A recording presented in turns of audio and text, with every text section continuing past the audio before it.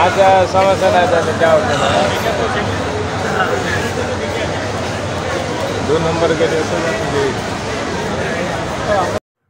হ্যাঁ, খোদা হাফেজ। প্রিয় ভাগ্নে সুমন, আমার বড় ভাগ্নে। তো ভাগ্নে কম্বোডিয়া যাচ্ছে, প্রায় 10 দিন লেট হয়ে গেল। 10 দিন আগে তার ফ্লাইট ছিল, অজ্ঞাত কারণে সেদিন ক্যান্সেল হয়ে যায়। ভিতরে নেওয়ার পরে তার সহ কয়েকজন ফ্লাইট ক্যান্সেল হয়। আজকে আলহামদুলিল্লাহ যাচ্ছে।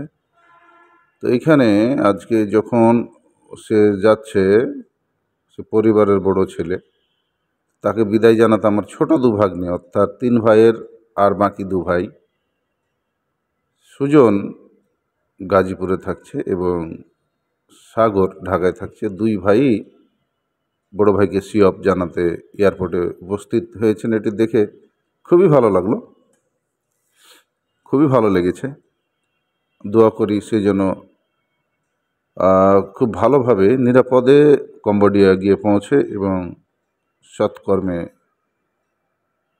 রিজিক বা উপার্জন করে নিজে স্বাবলম্বী এবং কল্যাণের পথে এগিয়ে যেতে পারে, সফল হতে পারে। এই জন্য আমরা সবাই দোয়া করব।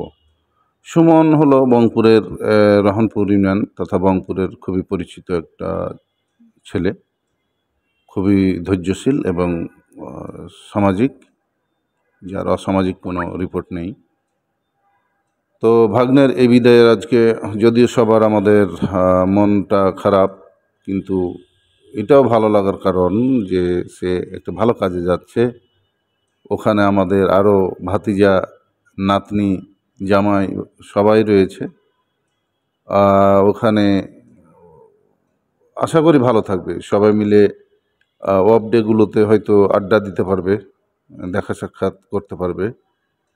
তো এভাবে তার অনাগত দিন, সামনের দিনগুলো খুবই সুন্দর কাটুক, ভালো কাটুক, এ দোয়া করছি। এবং ভাগ্নে সিকিউরিটি তল্লাশি শেষে ওয়েটিং রুমে থেকে আমার সাথে কথা বললো। এখন আমি সেই ভিডিওটি আপনাদের সাথে শেয়ার করছি, আপনারা দেখতে থাকুন। তো বন্ধুরা, মূলত এয়ারপোর্টে প্রবেশের পর বহিরাগমন প্যাসেঞ্জার যারা রয়েছে, দেশের বাইরে যাবে, তো তাদেরকে নিরাপত্তা তল্লাশির পরে এখানে বসানো হয়, এখানটিতে বসানো হয়। এখান থেকে পরবর্তীতে শিডিউল টাইম, অর্থাৎ ঘন্টা বা কোনো 1 ঘন্টা পরে সংশ্লিষ্ট বিমানের গাইডরা এসে প্যাসেঞ্জারদের সাথে করে নিয়ে বিমানে বসাবে। তো সে কোথায় বসে আছে আমাকে বলছিল যে মামা আমি এখানে আছি। আমিও অনেকক্ষণ কথা হলো, আমি দোয়া করেছি সে যেন অনেক ভালোভাবে নিরাপদে কম্বোডিয়া গিয়ে পৌঁছে এবং তার সৎকর্মে লেগে যেতে পারে।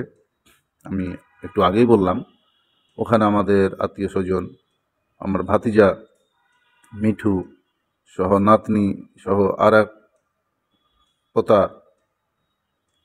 রয়েছে। তো তারা বিভিন্ন অফডেগুলোতে সাক্ষাৎ হবে কম্বোডিয়া শহরে, যেখানে থাকবে। ইনশাল্লাহ ওরা ভালো থাকবে। এই হাসিমুখ যেন সবসময় আমরা দেখতে পাই, নিজের জন্য, পরিবারের জন্য, দেশের জন্য। কল্যাণ বয়ে আনে। অনেক ভালো থেকো, নিরাপদে থেকো। আল্লাহ পাক যেন তোমার প্রত্যেকটি দিন হালকা করে দেয়, একদম হালকা করে দেয়। এবং সবসময় ভালো চিন্তা, প্রচণ্ড কাজের চিন্তা, মানে অবহেলা না করে পরিশ্রম করে উপার্জন যেটি করে বৈদেশিক যারা রেমিটেন্স যোদ্ধা বিদেশে প্রবাসে থাকে, তো টার্গেট সেটি থাকবে।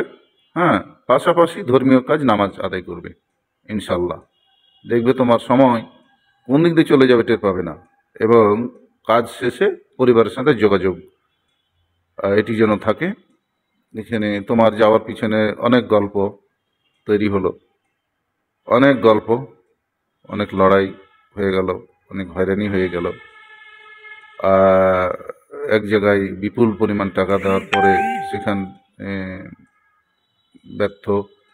এখন আবার অন্য দেশে যাওয়া হচ্ছে। আমরা সবাই মিলে সিদ্ধান্ত নিয়ে পাঠালাম। তো তুমি ভালো থেকো, ভালো থেকো এবং নিজের প্রতিও খেয়াল রেখো। যে কোনো প্রবলেম হলে ডাক্তারের শরণাপন্ন হবে এবং কোম্পানিকে বলবে, আর আমাদের সাথে শেয়ার করবে। যে কোনো সময় ডাক্তারের সাথে পরামর্শ করে তোমার সাথে যোগাযোগ করে ব্যবস্থা নেব। ধন্যবাদ, ভালো থেকো, আল্লাহ হাফেজ।